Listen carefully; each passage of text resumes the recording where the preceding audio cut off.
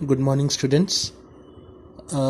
मैंने आपको कल ये एक लिस्ट शाम को भेजी है और इस पे ये देखिए एक खोपड़ी बनी हुई है। यहाँ पे खोपड़ी आप सबको दिख रही होगी। दिस खोपड़ी सिग्निफाइज द फार्मूला लिस्ट। तो ये एक लंबी चौड़ी फार्मूला लिस्ट है। कल शाम को मैंने आप सबको ग्रुप पे डाली थी और आज जो मेरा लेक्चर है वो इसी फार्मूला लिस्ट के ऊपर बेस्ड है।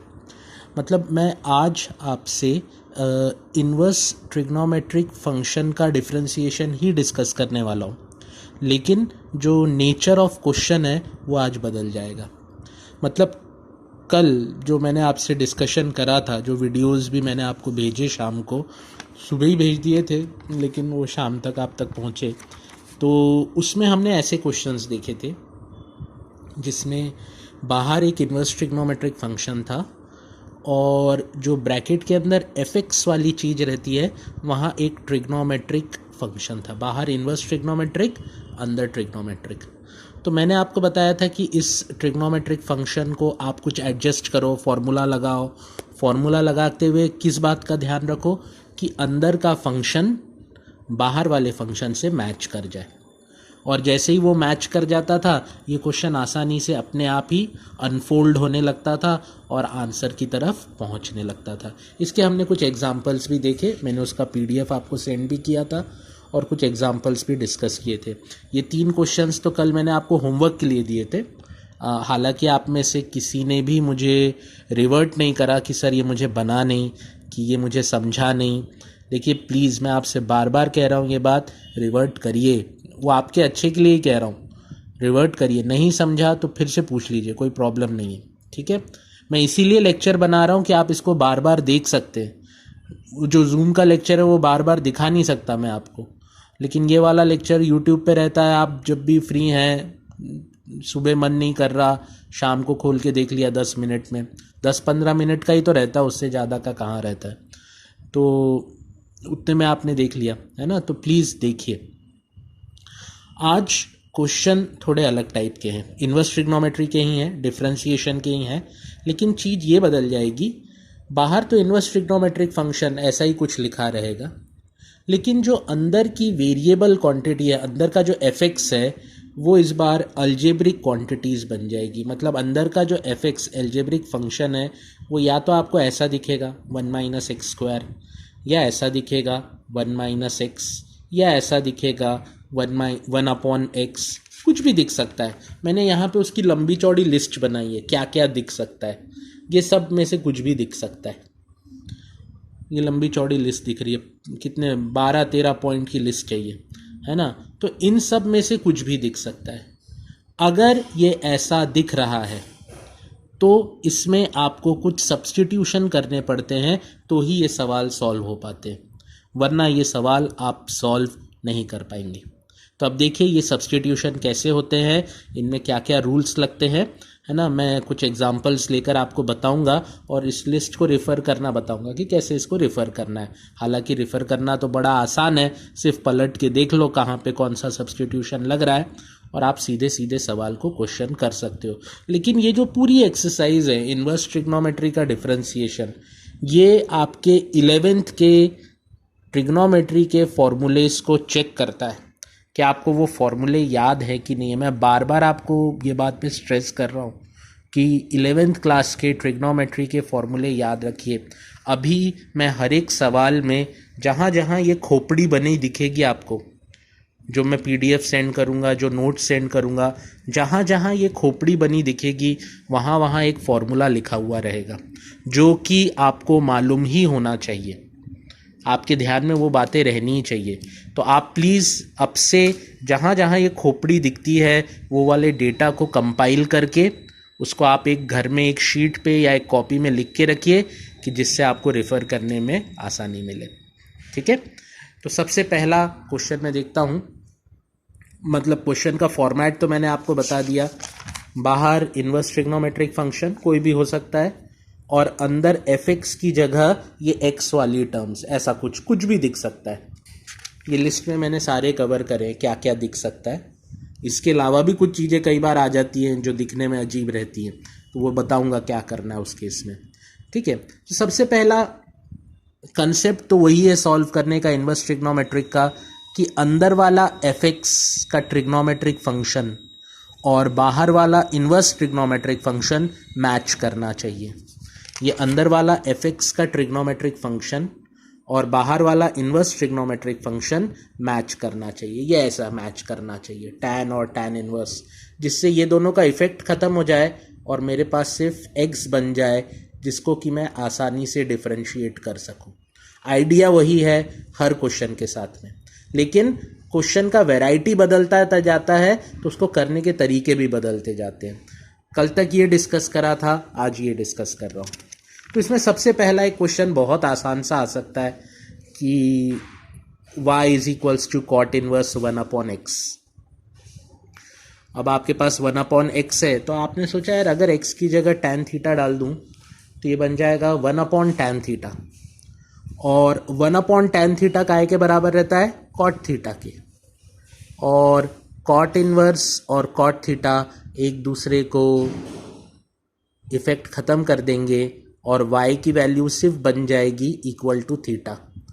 y काय के बराबर बचेगा थीटा के, और अगर y थीटा के बराबर है तो थीटा का वैल्यू क्या आएगा यहाँ से tan inverse x। Theta will be equal to tan inverse x, क्योंकि आपने x is equals to theta बोला था तो थीटा काय के बराबर बच जाएगा यहाँ पे, theta will be equal to tan inverse x।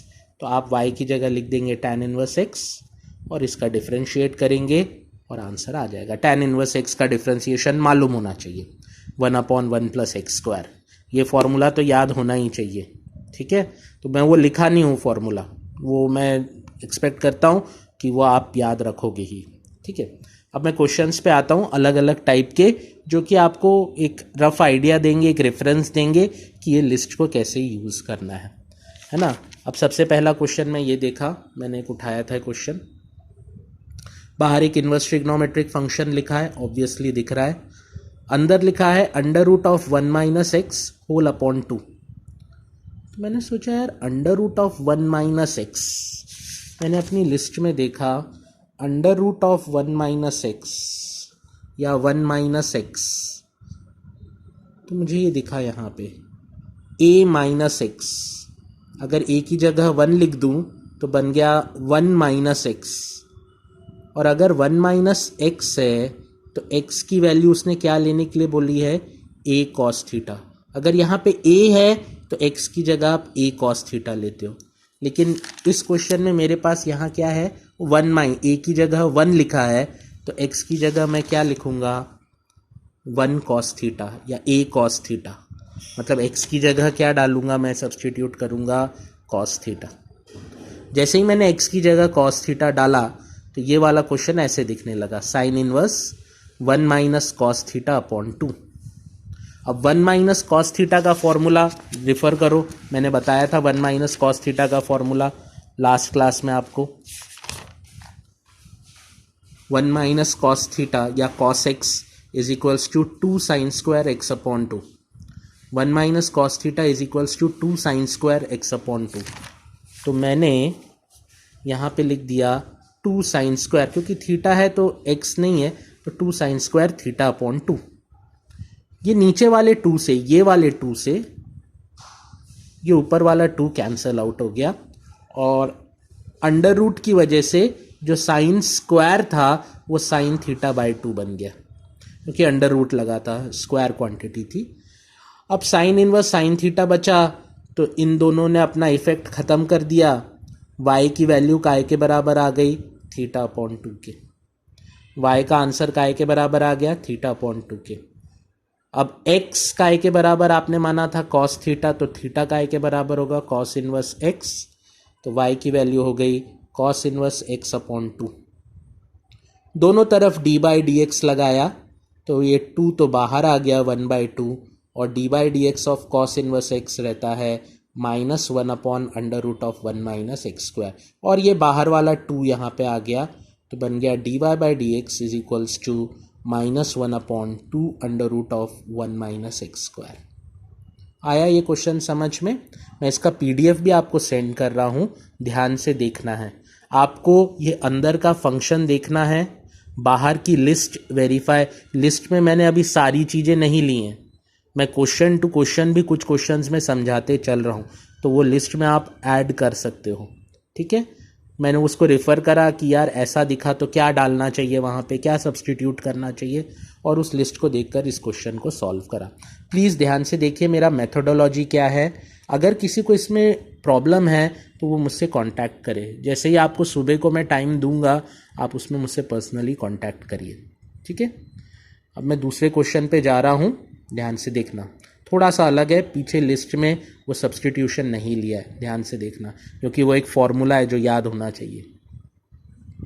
ये रहा क्वेश्चन। tan इनवर्स, बाहर एक इनवर्स ट्रिग्नोमेट्रिक फंक्शन है और अंदर एक एल्जेब्रिक फॉर्मूला लिखा हुआ है, 3x minus x cube upon 1 minus 3x square.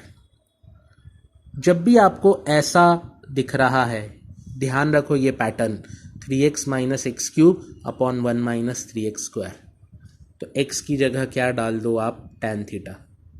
जैसे ही आप यहाँ tan थीटा डालोगे तो ये बन जाएगा 3 tan theta minus tan cube theta upon 1 minus 3 tan square theta. और ये मैथमेटिक्स में 11th क्लास का इस फॉर्मूले को अगर कोलैप्स करा जाए तो बराबर रहता है tan 3 थीटा के। मतलब इस क्वांटिटी में अगर x की जगह tan थीटा सब्सटीट्यूट करा जाए तो ये चीज़ बनकर आती है, और इस चीज़ को अगर कोलैप्स करा जाए तो वो ये चीज़ बन जाती है। मतलब इस क्वेश्चन को मैं कोलैप्स करने के बाद, छोटा बनाने के बाद आराम से ऐसा लिख सकता था, tan inverse of tan 3 theta. ठीक है, अब tan इनवर्स और tan अपना इफेक्ट खत्म कर देंगे तो y काय के बराबर बन जाएगा 3 थीटा के, y काय के बराबर बन गया 3 थीटा के। अब x को tan थीटा माना है तो थीटा की वैल्यू हो जाएगी tan इनवर्स x, मतलब ये बन जाएगा 3 tan इनवर्स x। अब d बाई डी एक्स करा, देखो यहाँ पे भी d बाई डी एक्स लगाया, यहाँ पे भी d बाई डी एक्स लगाया। 3 कांस्टेंट क्वांटिटी है तो डिफ्रेंशिएशन के बाहर आ गया, और सिर्फ d by D x of tan inverse x निकाला, तो tan इनवर्स x का d बाई डिफ्रेंशिएशन होता है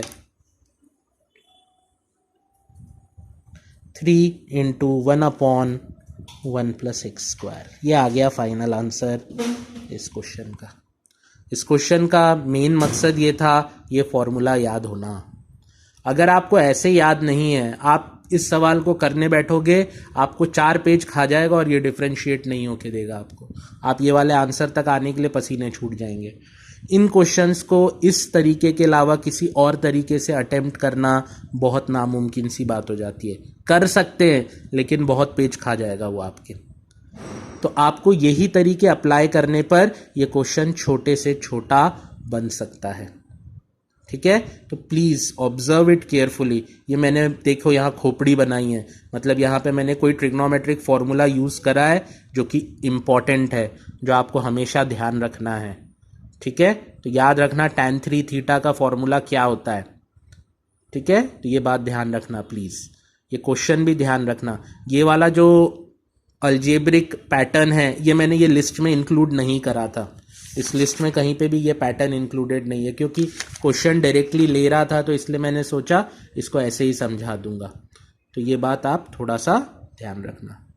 इज दिस क्लियर? ओके।